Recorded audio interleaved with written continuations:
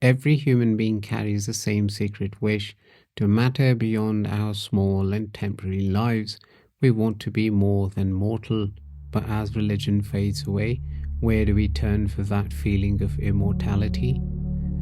Ernest Becker believed we turn to love and sex and showed how both become our substitutes for heroism, each a different channel, a different mode, but with the same goal to give our lives a lasting meaning, and how both modes end in despair.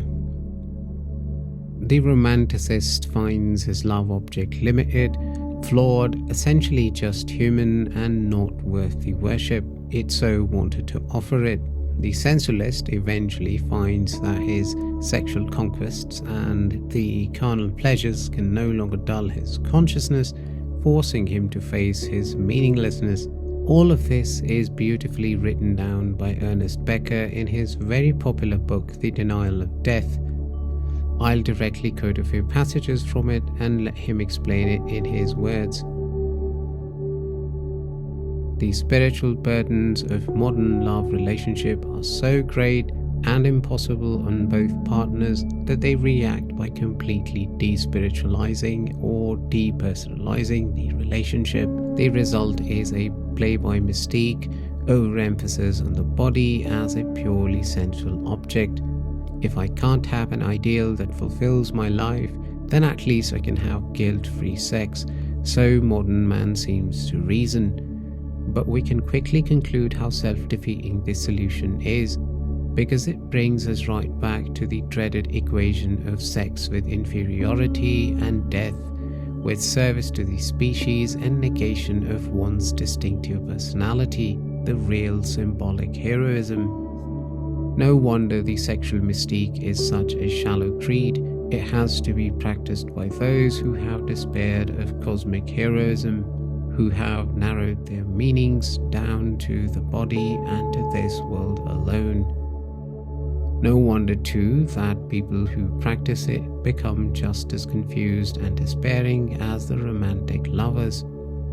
To want too little from the love object is as self-defeating as to want too much. When you narrow your meanings down to this world, you are still looking for the absolute, for the supreme self-transcending power, mystery and majesty. Only now you must find it in the things of this world.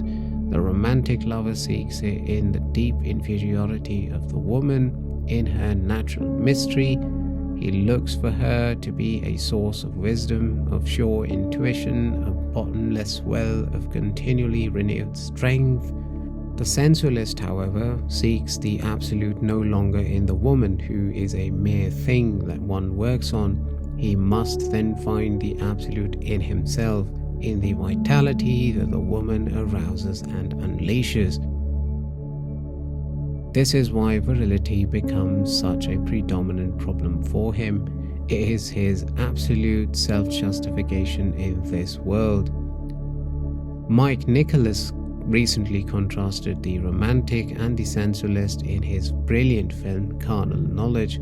The romantic ends up with an 18-year-old hippie who is wise beyond her years and who comes out with unexpected things from the deep of her natural femininity.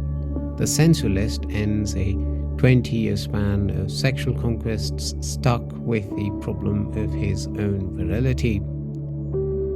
In the marvelous scene at the end, we see the well-schooled prostitute give him an erection by convincing him of his own inner powers and natural strength. Both of these types meet in the film on the middle ground of utter confusion about what one should get out of a world of breasts and buttocks, and of rebellion against what the species demands of them. The sensualist tries to avoid marriage with all his might, to defeat the species' role by making sexuality a purely personal affair of conquests and virility. The romantic rises about marriage and sex by trying to spiritualize his own relationship to woman. Neither type can understand the other, except on the level of elemental physical desire. And the film leaves us with the reflection that both are pitifully immersed in the blind groping of the human condition, the reaching out for an absolute that can be seen and experienced. I'll close with Becker's solution to the problem that the romanticist and the sensualist face. And really, this solution is for every one of us. Becker says that we do not have to deny ourselves love or sex, but we do have to courageously confront the realization of our mortality with full awareness. And in this, we have no other choice. Thank you for watching.